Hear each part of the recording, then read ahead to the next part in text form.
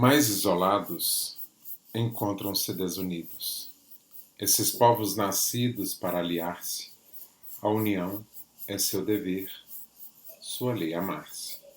Igual origem tem missão, a raça da América Latina, à frente tem a saxônica raça, inimiga mortal já ameaça, sua liberdade destruir é seu pendão. A América do Sul está chamada a defender a liberdade genuína, a nova ideia da moral divina, a santa lei de amor e caridade. O mundo jaz entre profundas trevas. Na Europa domina o despotismo, da América do Norte o egoísmo. Sede de ouro e hipócrita piedade. Bom, esse poema é de 1856. Ele é chamado Las Dos Américas, ou simplesmente As Duas Américas. Eu já falei sobre o seu autor aqui na nossa aula. Ele chama José Maria Torres Caicedo, ou José Maria Torres Caicedo. Ele era um intelectual. É muito importante a gente pensar, como eu disse na última aula nossa, o princípio dessas dores. O princípio das dores daquela pessoa que era nascida na América Latina, mas e que começa a reivindicar a sua identidade, começa a reivindicar a sua americanidade, começa a reivindicar a sua latinicidade, se é que essa palavra é boa ou existente. Começa a reivindicar que mesmo efetivamente sendo um criolho, que mesmo efetivamente sendo um homem de origem espanhola, de origem rica, lembrando, ele era um escritor, era letrado, letrado não era coisa para o povão, ele vivia entre transições da América para a França, né, onde ele morou durante um tempo, para a Espanha, onde ele teve durante um tempo, ou seja, era uma pessoa que também sabia falar aqui o espanhol, sabia falar o inglês e provavelmente outras línguas. Essa era uma pessoa da sociedade, era uma pessoa que tinha uma representação, uma palavra social, é importante a gente pensar nisso, mas não exatamente ele era um cara, no sentido mais simplório que a gente chama aqui, de um cara do povo. Lógico, ele era povo, ele era parte do corpo social, ele era um indivíduo social, mas ele não tinha, ele teve uma força significativa, mas ele não tinha essa representação pujante de falar pelaquela população indígena, né? Mas ele usa isso com muita realeza. Bom, o fato é que no seu livro lá intitulado União Latino-Americana, ele reitera a consideração de, efetivamente, de um continente latino-americano, tá ok? De uma integração, de um panlatinismo francês dessa época, se é que a gente pode dizer assim.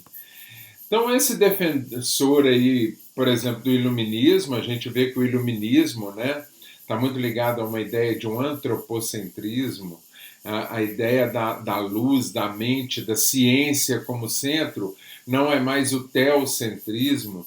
Ele vai lançar, então, ele vai tratar, então, de alertar nesse poema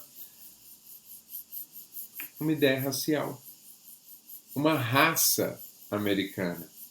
Então, hoje, quando a gente fala de globalização, fala de mundialização, fala de integração entre as raças, o não reconhecimento efetivamente disso como raça, porque a raça é a raça humana, não tem negro, não tem branco, não tem amarelo. Caicedo ele está trazendo para a gente uma ideia de uma identidade latino-americana estabelecida de acordo com a sua raça, mesmo que essa raça seja híbrida. Nós não somos vira-latas nesse contexto, mas nós somos américo-latinos ou latino-americanos, ou somos a raça da América Latina. Então, apesar das suas restrições, é importante entender que a sua ideia fazia uma contraposição a uma hegemonia norte-americana nesse continente, e carregar nesse continente que é o continente americano, mas também carregava um pensamento colonial de uma matriz europeia extremamente exacerbada. Tá ok? E também tem uma ideia muito interessante aí, que é essa ideia efetivamente dessa América Latina não ser considerada um subcontinente. Tá ok? Ela é muito mais uma ideia política de uma força europeia existente, que seria, por exemplo, os criolhos, ou no mínimo dizer que eram os criolhos mestiços, né? Ou criolho mestizás, como diria o povo lá, com um sotaque muito próprio do meu portanhol picareta. Ok? Então essa base territorial, gente, ela vai servir de um aglomerado, assim, de um referencial aglutinador desse povo. Tá? Vai trazer um recorte espacial, com maior ou menor caso, dependendo da localidade, da sua latino-americanidade. Tá ok? Então existem referências sociais simbólicas significativas para a gente territorializar essa América. Tá? Então há uma construção identitária, como a gente já vem falando aí há um tempo, e uma definição de que o nosso próprio, na verdade, sempre indesassociável, como vimos lá naquela origem ibérica e hispânica, né, concede algumas unidades para essa América Latina. Tá ok? Então, essa América Latina ela deixa de ser uma América Latina mais especificamente de uma Península Ibérica, europeia e etc., é chamada, a chamada América Anglo-Saxã em particular. Tá ok? Não é à toa, então, que foram criadas, que a América Latina e a América Anglo-Saxã, elas foram criadas praticamente juntas. Tá? E isso já estava identificado lá desde o início. Ok?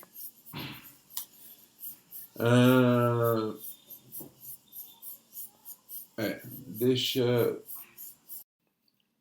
Bom, pessoal, vamos dar continuidade aqui então ao que a gente estava conversando. Tá ok? Então existe uma legitimação da identidade desse povo, efetivamente, de uma nação que representa, entre outros significados, o conhecimento específico da sua cultura, o seu modo de vida, a sua língua, os seus costumes, entre outras questões aí que são inerentes específicos a esse grupo social.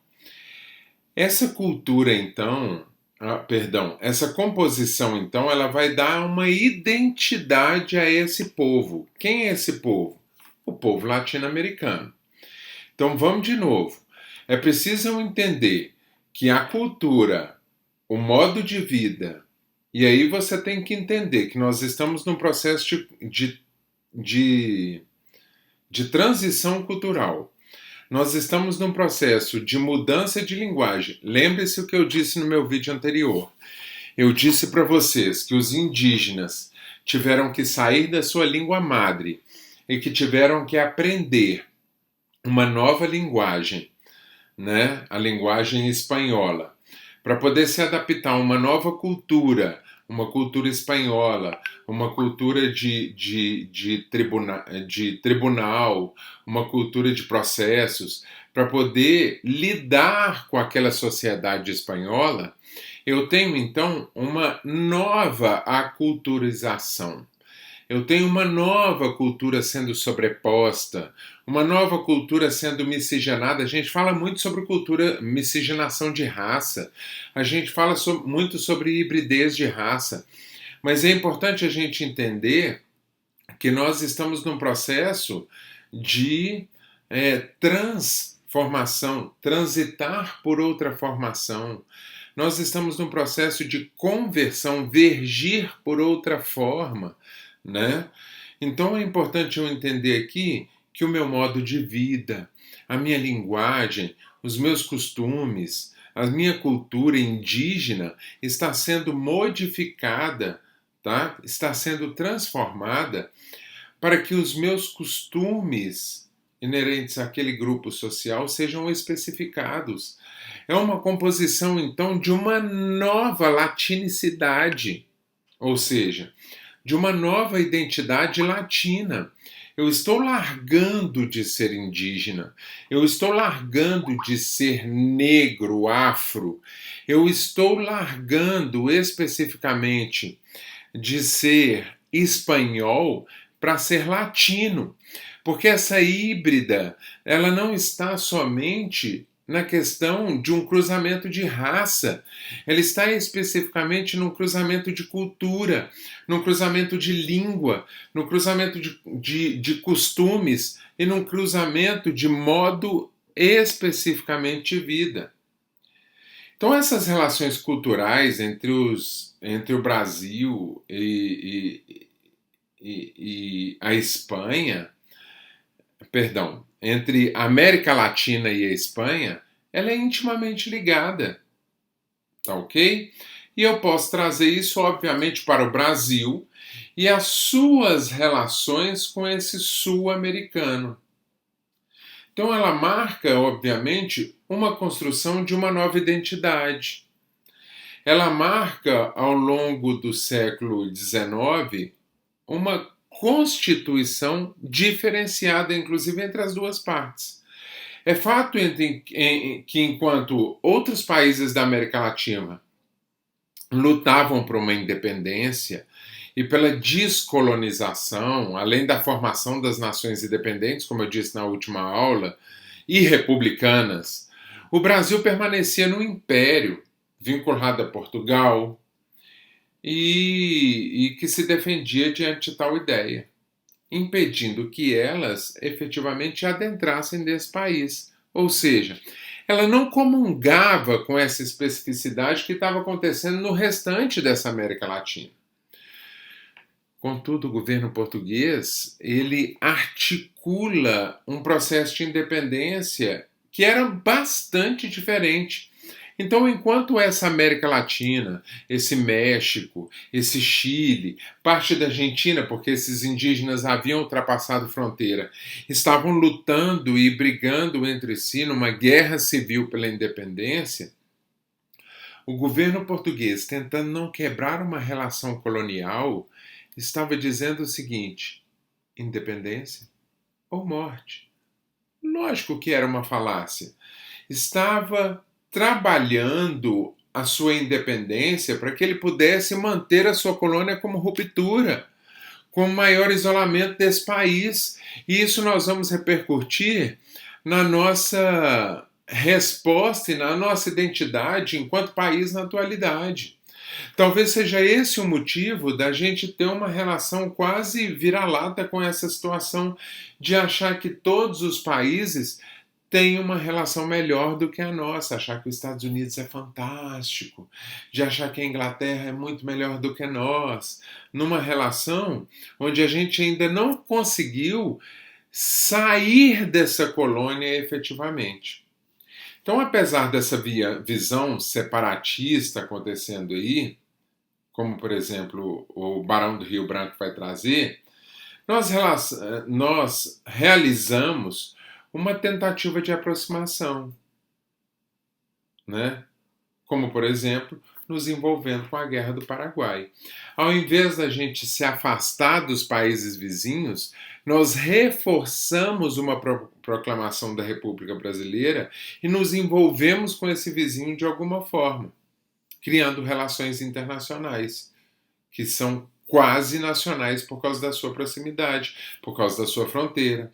Então, no início do século XX, diante dessa disparidade, os intelectuais brasileiros e hispânicos discutem um Brasil que pertencia ou não a essa América. Será que esse Brasil realmente pertence à América?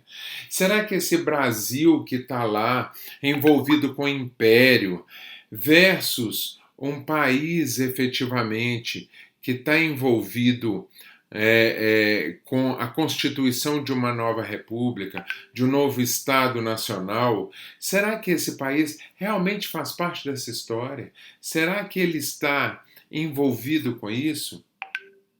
E como é que fica a resposta disso, pessoal? Como é que fica a história disso aí? Presta atenção no que eu vou te dizer.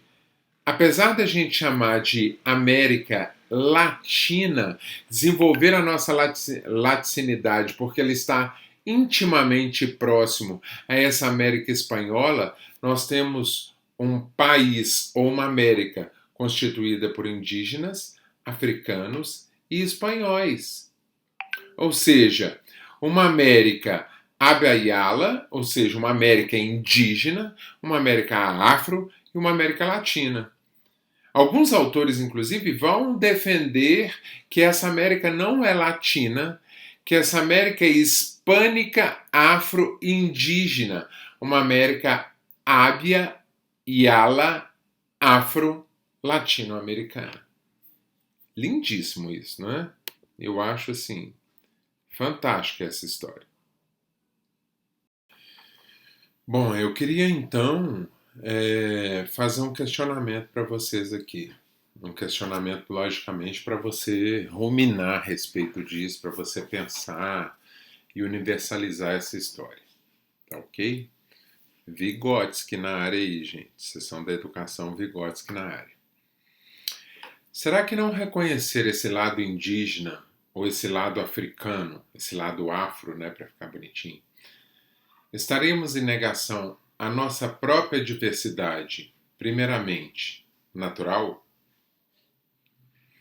Será que não reconhecer esse lado indígena ou esse lado afro, estaríamos em negação sobre a nossa própria diversidade, ou melhor dizendo, biodiversidade, dos diferentes reconhecimentos ou conhecimentos a ela vinculadas? Bom, geralmente sobre esse temor de um determinismo geográfico, a gente evita acrescentar qualquer diversidade cultural a essa base natural. Tá ok? Isso porque marca uma força de diferenciação do espaço dito latino-americano. É muito complexo a gente tratar dessa questão aqui. Extremamente complexo a gente tratar dessa questão. E eu não vou tratar especificamente dela. Mas eu queria que você pensasse nela, sobre essa diferenciação do espaço, sobre essa diferenciação do espaço especificamente latino-americano, sobre essa resposta de uma negativação ou de uma negação sobre uma diversidade natural ou de uma biodiversidade natural especificamente, ou até de uma diversidade cultural. Tá ok? Bom, esse hibridismo, vamos colocar assim, é um traço marcante de identidade latino-americana. E ele vai ser moldado, tá ok?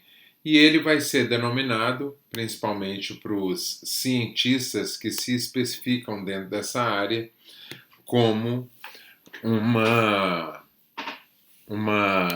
resposta a uma apropriação cultural. Ok? Então é importante que a gente entenda que os movimentos de independência eles vão acontecer por uma articulação dessa América, tá? Principalmente sobre a América do Sul, que tinha uma força política extremamente forte, e sobre o México, tá? E aí, posteriormente, na América Central. Então, não há uma ligação entre México e América do Sul. Uma ligação íntima, estou falando algo que ocorre ao mesmo tempo, igual e etc. Mas em ambos os casos, há um objetivo das suas metrópoles especificamente, que era o de tornar mais eficaz essa colônia. Para tal, então, elas foram tomadas mudanças que efetivaram mudanças diante das bases das elites criolhas. Tá? Então eu queria deixar uma outra pergunta para vocês, que está no nosso texto, eu vou aplicar um texto aí para vocês. Eu queria deixar essa pergunta. A independência de uma nação, a criação de um Estado Nacional, fomenta efetivamente a liberdade de um povo?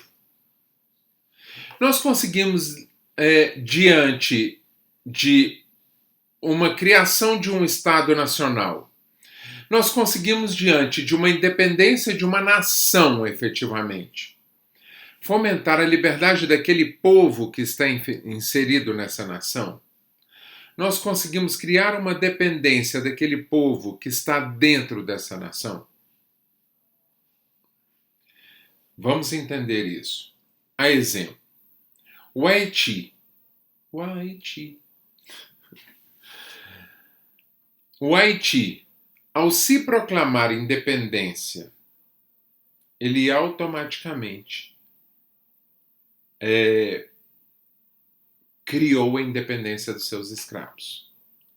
Ele automaticamente acabou com a escravidão existente no seu país. Não acabou com o empobrecimento, não é uma discussão nossa aqui. Não acabou com a questão de ser um país serviçal, não é nossa discussão aqui. Mas ele acabou automaticamente com a sua escravidão. O que nós vamos chamar de haitianismo. E vale a pena pesquisar, viu, pessoal? Porque a economia do Haiti era baseada basicamente na escravidão. Então, quando eu crio uma independência desse país, automaticamente eu liberto esses escravos. E a rebelião dos escravos dentro desse Haiti vai automaticamente promover uma emancipação haitiana. Não, hoje eu estou com dificuldade de fala, né, gente? Principalmente em relação à colonização francesa, que tinha sua exacerbação nessa nação, tá? Nesse território. Então eu tenho que entender que ao fim dessas guerras, que a gente chama de guerras abolicionistas, a escravidão vai acompanhar efetivamente essa libertação. Ok? Agora, vamos lá. Pensar numa América Latina no século XIX é pensar numa América Latina efetivamente conflitante. Conflitante por causa dos seus índios, conflitante por causa dos seus escravos, conflitante por causa dos criolhos, conflitantes por causa dos caudilhos, conflitantes por causa dos espanhóis. Uma América Latina exacerbada, cheia, arraigada de desejo de poder, de desejo de independência, numa nova criação de uma identidade, lembrando que essa identidade nasce num elitismo, mas nasce efetivamente lá no camarada que é nascido dentro dessa América, que pode ser considerado espanhol pela sua natureza identitária, pela sua... como é que eu posso dizer? Pela sua legislação, né, sua obrigação legislativa, ele é considerado aí espanhol, mas ele quer criar uma identidade efetivamente latino. Tá? O México, por exemplo, ele vai criar, durante um determinado durante esse período de criação de república, a gente vai ter uma invasão de um dos revolucionários da independência mexicana, um cara que se auto-intitula Imperador do México. E a gente tem, durante um período muito curto, uma monarquia existente. Mas essa formação de monarquia, ela é extremamente curta e a gente tem a formação efetiva de uma república, que é a realidade desse México. Chile, Argentina e Uruguai, então, vão sofrer guerras internas dominadas por grupos revolucionários, identitários, obviamente, crioulos, caudilhos, indígenas, africanos, escravos, remanescentes espanhóis e etc. E o Brasil ainda está na sua onda imperialista, com um domínio forte, tanto interno quanto externamente, todos num processo de independência, ainda arraigados numa dependência extremamente capitalista. Então, o interesse desses lados é efetivamente, pessoal, manter o poder. Como eu disse aqui durante várias vezes, a grande história da humanidade, desde da sua questão egípcia, por exemplo, é efetivamente uma briga pelo poder. Então, de um lado estão esses, de outros estão nativos, indígenas, crioulos, que viam na liberdade a possibilidade efetiva de se criar direitos sociais, direitos políticos, direitos civis e de criar ou recriar ou efetivamente constituir poder. E um poder sobre o quê? Sobre a terra, que é deles por herança ou dos indígenas por direito. Entende? Então é essencial entender essa América espanhola. Os territórios são fragmentados, portanto é importante entender que a independência dessa América se dá basicamente em duas fases. O primeiro, a gente tem um bloqueio continental e uma tomada francesa e espanhola ao mesmo tempo. Tá ok?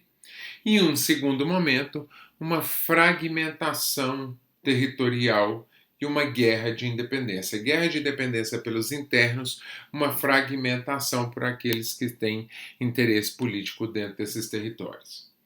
Então, os interesses, por exemplo, dos ingleses sobre essa economia vão ajudar no processo de independência, unindo, por exemplo, crioulos e caudilhos. Um bom exemplo disso é o poderio existente por exemplo, Simão Bolívar.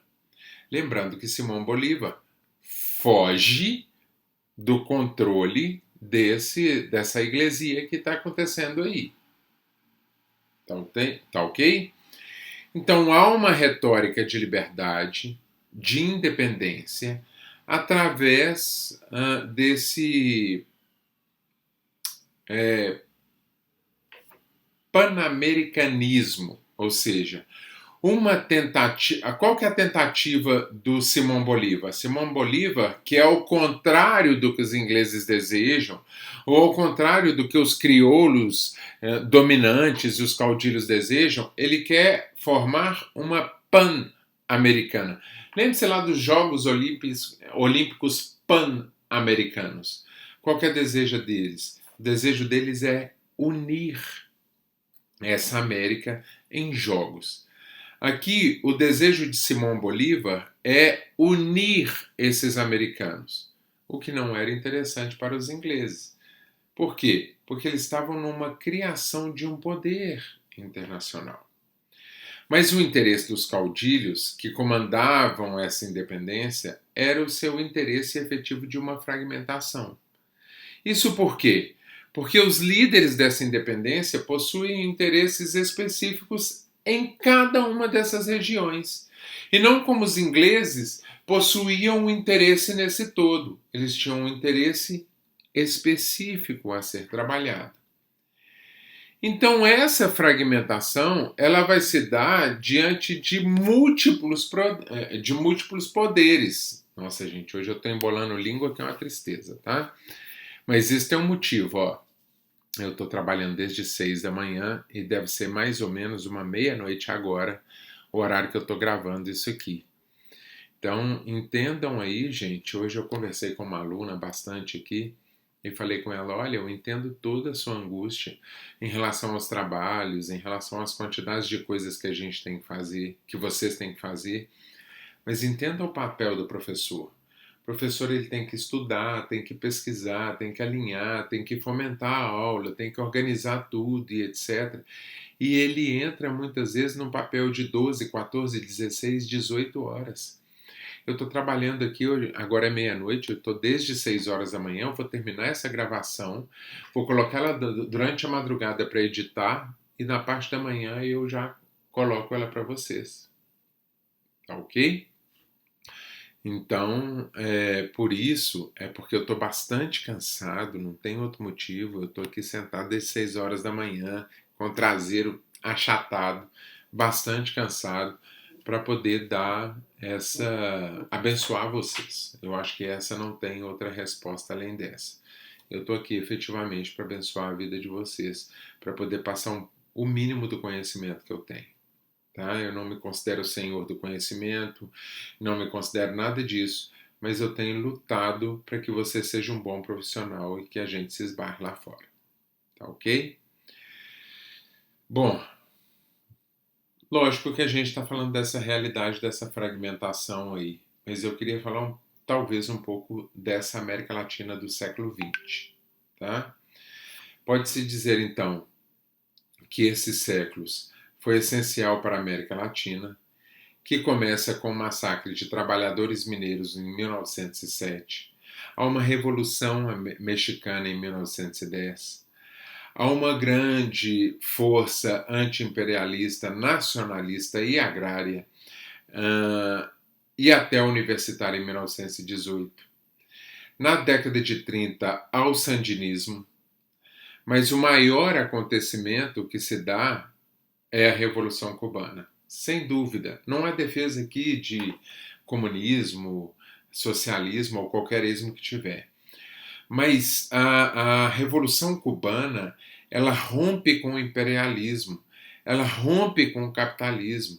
Posteriormente a manifestações, então, há uma revolução contra essa revolução.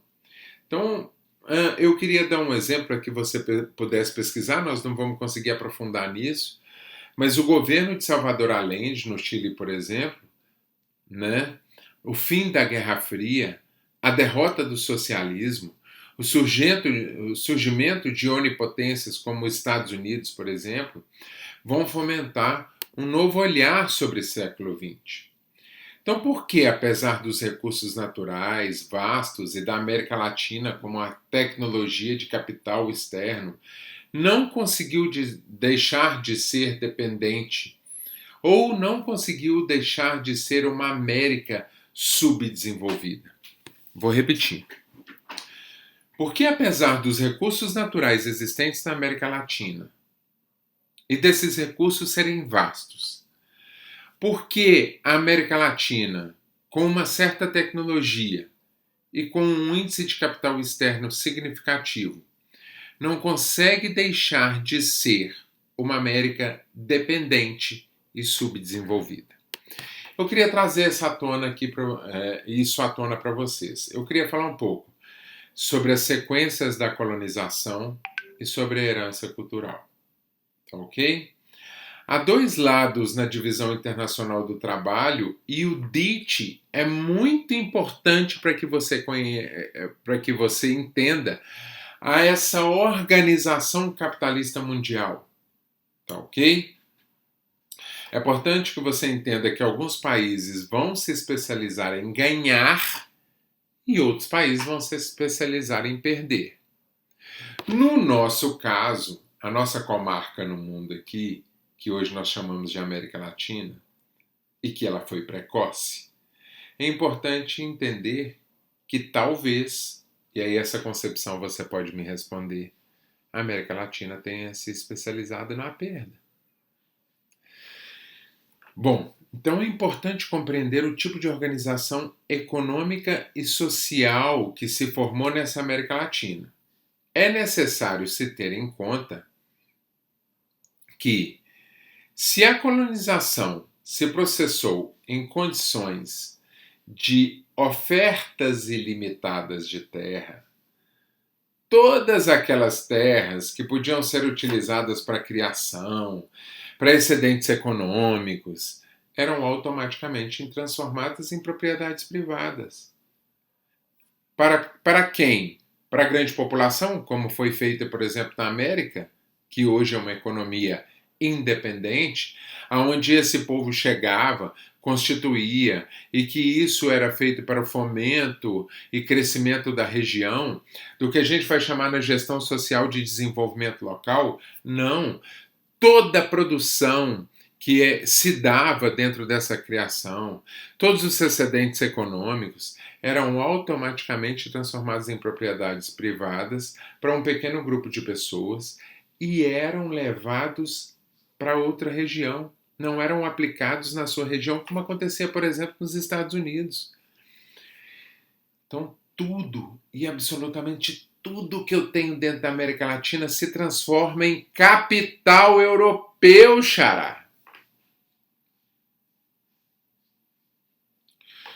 Tudo se transforma em capital efetivamente europeu. Nós somos explorados do início ao fim. Então, o que é que nós vemos nessas discussões? Que Portugal e Espanha se tornaram estados imperiais, estavam imperfeitamente organizados. Nós vimos isso quando a gente fala que a Espanha chegou à América e que ela estava falida por causa do processo que ela havia de guerra durante anos e anos e anos contra os islamitas. E aí a gente vê que essa que essa Espanha estava quebrada, que esse Portugal tinha um rei fugido.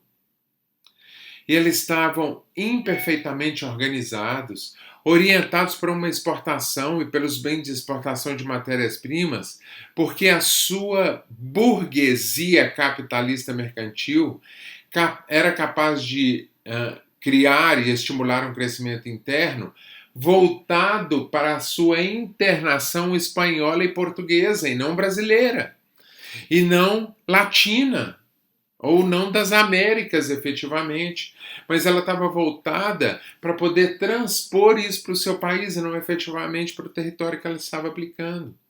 A Espanha então não corrompia com o seu passado medieval, tanto que a Espanha, assim como Portugal, criaram economias de capital efetivamente dependente, diferente, por exemplo, dos Estados Unidos e do Canadá, que criaram economias de capital independente em relação principalmente à França e à Inglaterra, que dominavam no período. Então é importante eu entender que o subdesenvolvimento e a criação do desenvolvimento, e aí preste atenção para você acha que eu estou falando só de história, até esse professor só fala de história. Não. Essa disciplina é uma disciplina geohistórica, não dá para a gente separar história efetivamente de disciplina, da disciplina da geografia. Ok? Então, o subdesenvolvimento, ele é criado pelo desenvolvimento, geograficamente falando, meu amigo. Então, uma consequência de impactos em números de sociedades, de processos técnicos e de forma da DIT ou da divisão do trabalho mais aprimorado, vão trazer uma relação que estabelece entre esses dois tipos de sociedade que formam de dependência uma tendência a auto-perpetuar o capitalismo de dependência nesse país. Então, historicamente, Portugal e Espanha já eram dependentes de outros e tornaram a nossa colônia dependente deles e automaticamente desses outros. Então, por que eu tenho um país de capitalismo dependente? Por quê? Porque está ligado a países de capitalismo independente. Eu queria levantar outro questionamento que também está no texto lá de vocês. Como é possível que terras de onde se extraíam metais em volumes enormes para revolucionar uma economia europeia fossem cronicamente privadas de dinheiro, fossem privados de capital? Então é importante entender que essas coroas, elas se organizavam numa economia baseada no indígena, inicialmente, tendo uma vista as vantagens da metrópole. Não é que ela investia no indígena, ela estava inicialmente olhando o indígena, porque lembre que nós estamos falando de uma América espanhola, onde os indígenas gritavam. Nós tínhamos áreas como o Brasil, áreas como o Haiti, áreas como Cuba, que sofreram um investimento da colonização afro e da mão de obra afro, sim, mas em geral a América Latina contava com a economia baseada no indígena, na mão de obra indígena, no escravismo indígena, ou na usurpação do indígena, tendo em vista as vantagens dessa metrópole, que foi uma base de um equilíbrio sempre estável e cheio de tensões. Além da conquista efetivamente desses metais, havia um interesse em homens e territórios. Então, sobre a terra e o trabalho, fundava-se um modo de vida que era o modo de vida do senhorio, ou senhorial, como a história efetivamente define. Que no século XIX confere a nós um conservacionismo contraditório e traz para a gente nada mais do que uma grande opulência e miséria. Tá ok? Então vamos lá. Na compreensão desse tipo de organização econômico-social, gente, é que se formou essa América Latina. Nós vamos evidenciar, então, ser necessário ter-se em conta que, apesar dessa colonização se processar em condições de ofertas ilimitadas de terra, todas as terras que podiam ser utilizadas para a criação, para excedentes econômicos, para as extrações, para as minerações, eram automaticamente transformadas em pequenas propriedades. Quando eu falo em pequenas propriedades, não é nem extensão de terra, é voltada para um foco, para um número de pessoas muito pequeno, e não para a nação, efetivamente, não para o desenvolvimento daquele local, ou o desenvolvimento daquele estado, ou o desenvolvimento daquele país como um todo. Então, se a gente pudesse sintetizar isso, aglomerar isso, trazer isso como uma única forma, a gente podia concluir que o continente latino, como efetivamente um bloco, uma massa, ainda não superou essas barreiras dessa estrutura social. Ele tem essa herança aí, essa economia e política que caracterizam enfindar-se no século passado, afirmando que a área atravessa hoje uma fase de um novo colonialismo amadurecido. Sim, nós continuamos sendo colonizados. Sim, nós precisamos nos decolonizar, sair dessa cultura colonialista. Existe uma herança colonial de uma América Latina que se constitui numa obra recheada de ensaios de dependência econômica efetivamente. Entende? É uma tentativa de ideias aí que vão trazer para a gente um valor em questão que é preciso entender que nós precisamos de ser efetivamente retirar a nossa colonização histórica. Essa cultura tão arraigada nessa. Se a gente tivesse um olhar então sobre essa história, sobre as estruturas de dependência, sobre Portugal e Espanha, apontando efetivamente como colônia e império, uma vez então o nosso discurso não passava de meros acessórios econômicos dessa Europa, gente. Tá ok? Então, só que, infelizmente, aí para século XVIII, século XIX, entrância do século XX, nós vamos entender que essa Espanha, ela estava doente. E Portugal era sim considerado pela Inglaterra. Você sabe o que a Inglaterra falava? Ela apresentava a Espanha como um país doente e apresentava Portugal como um país esquecido. Nós não podemos esquecer disso muito próximo da gente. Como Portugal teve numa situação muito difícil de transição dentro da zona do euro há pouco tempo, ele precisou da ajuda internacional para que pudesse se estabilizar. E a Inglaterra disse isso: esse país esquecido precisa de apoio para poder entrar e se equilibrar. Olha que louco. Nós trazemos então essa concepção que é tão século XVIII, tão 1700, para algo tão próximo da gente há 20 anos atrás, há 30 anos atrás, onde esse Portugal precisa de auxílio dos países que estão em torno e eles dizem assim: esse Portugal continua preso ao século XVIII e ele continua sendo um país esquecido pelo mundo, esquecido pela Europa. Ok? E por que a Espanha era considerada doente? Era considerada doente porque a Espanha estava falida economicamente. Tá bom? Eu vou ficando por aqui. Eu nem sei as horas agora, já não deve ser pouca aí. São 00:40. Entendam o meu cansaço, entendam o meu embolar de língua aí de vez em quando. Mas enfim, eu espero ter conseguido passar para vocês um pouco de conhecimento aí. Nós vamos entrar aqui, nós entramos em herança colonial, então, efetivamente, para a resposta do que nós somos agora, e a gente vai entrar em atualidade dessa América Latina, talvez em 1, 2 aulas no máximo gravadas aqui. Ok? Beijo, até mais, bons estudos para todos. Não esqueçam dos exercícios, confio em vocês. Tá joia? Até mais.